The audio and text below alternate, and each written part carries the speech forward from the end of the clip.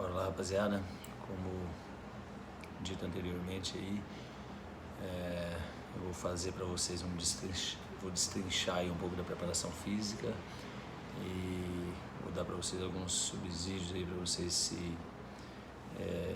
se prepararem, né, se moldarem como profissionais.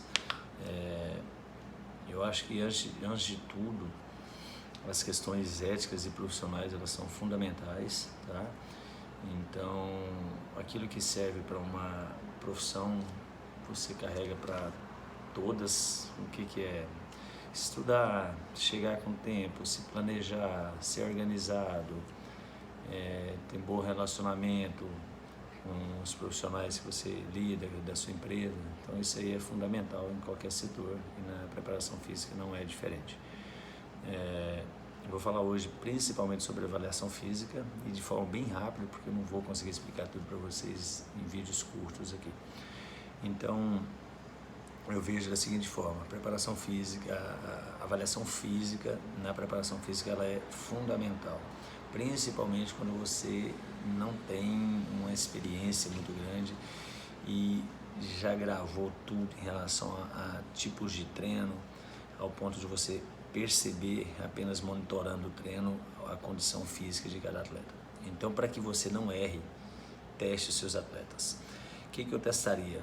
Simplesinho, vamos ser bem básico: parte aeróbica, que pode ser feita no teste antigo lá de Cooper, pode ser feita no 3.200, pode ser feita ergospirometria, se você tiver condição, pode ser feita um limiar de lactato. Qualquer uma dessas, para que você determine o limiar anaeróbico do seu atleta e o pico de VO2.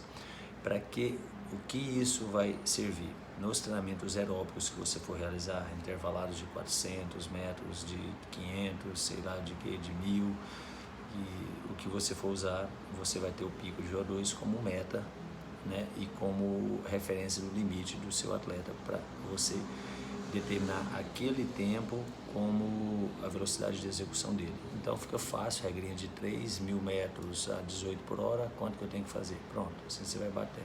Vai dar 3,20, por exemplo. Se for a 17 por hora, dá 3,29. E assim você monta os seus grupos e faz o atleta trabalhar acima do limiar anaeróbico e no seu pico de VO2.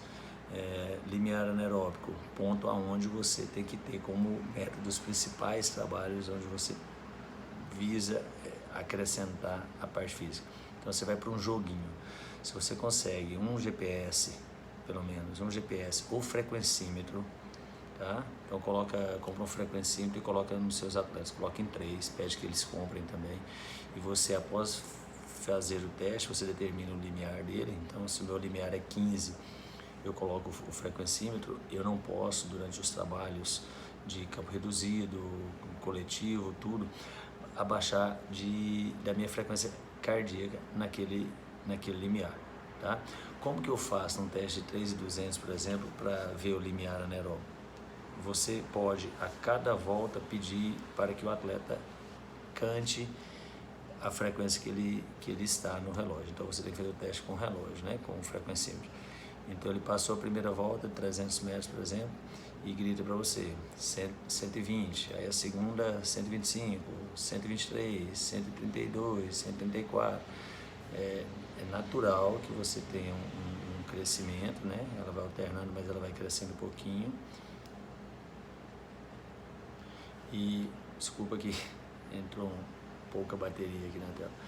E no momento em que você tiver o decréscimo da frequência, ou a estabilização da frequência, é o momento que você atingiu o limiar. Então a velocidade que você estava naquele momento, você pega ela e vê a frequência cardíaca, tá? Então essa frequência, se naquele momento você fez a regrinha de 3, vamos lá, na quarta volta que você atingiu esse pico, você vê quanto tempo ele fez as 4 voltas, divide pela distância que você montou a pista, você vai ter a velocidade que ele atingiu. Então a frequência cardíaca dele naquele momento era 172, por exemplo, 172 é essa frequência de limiar.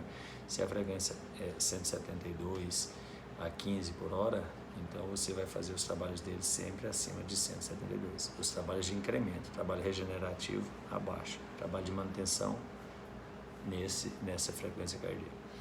Ficou claro isso? Vamos lá, vamos tentar resumir. Então, feito o trabalho, o teste aeróbico, você precisa determinar a frequência e a velocidade limiar e o pico de VO2. Tem algumas formas, alguns testes que já te dão uma tabelinha para isso, tá?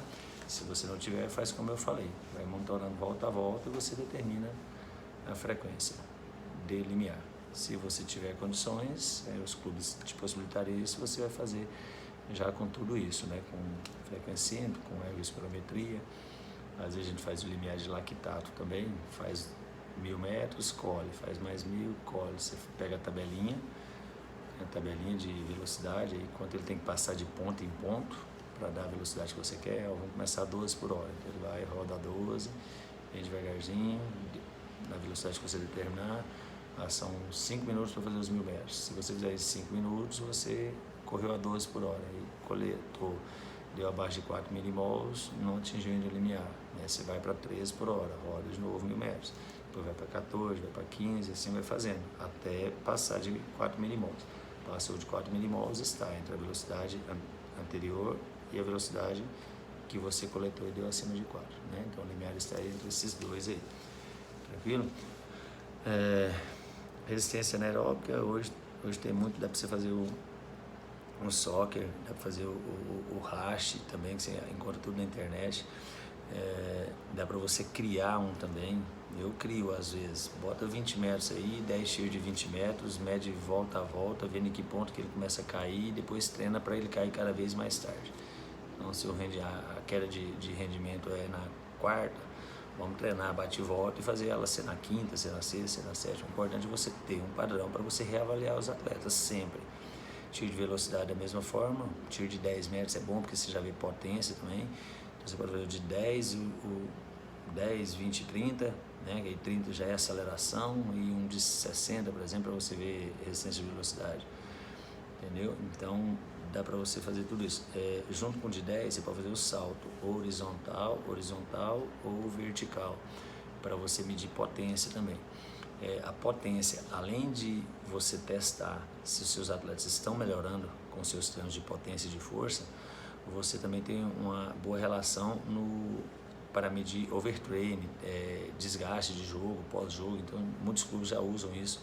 No pós-jogo, na representação, você faz um teste de salto, tá? Para ver se os saltos dele, que você tem catalogado, estão abaixando ou aumentando. Então quando você faz o salto pós-jogo, ele está muito abaixo, você pode considerar um fator de desgaste. Aí você cruza com outros fatores. Se você tiver o reflutrão para fazer secar, que quase já não está usando mais, tiver termografia, outra coisa que você pode ter também legal é a percepção subjetiva ou Borg. Então você pode pegar a folha de Borg, ele dá a nota subjetiva, né, em relação a cansaço, e você faz o salto e vê se esses dados se encontram, se cruzam. Se ele apontou uma nota alta de desgaste e o salto deu baixo, então realmente ele está desgastado. Tira esse atleta para regenerar antes de colocá-lo para o treino, né? Entendeu? E aí tem várias outras avaliações. Então você pode fazer o teste de flexibilidade. Na base eu acho bem legal fazer o teste de flexibilidade e todos os outros testes que você quiser fazer. Você pode medir força, fazendo repetições no supino, em todas as máquinas, na extensora apenas, se você quiser. O importante é que você teste e periodicamente você reteste. E aí você sabe se os seus atletas estão evoluindo ou não. Eu não vejo outra forma que não seja essa, para você ter certeza de que o seu trabalho, a sua estratégia de trabalho está dando certo, tá? Espero ter ajudado vocês, e é apenas uma pequena orientação. O objetivo principal é motivá-los a avaliar os seus atletas em qualquer nível, seja personal, base, amador ou profissional. Avaliem e retestem. Mostrem para eles que o seu trabalho é eficaz. Um abraço.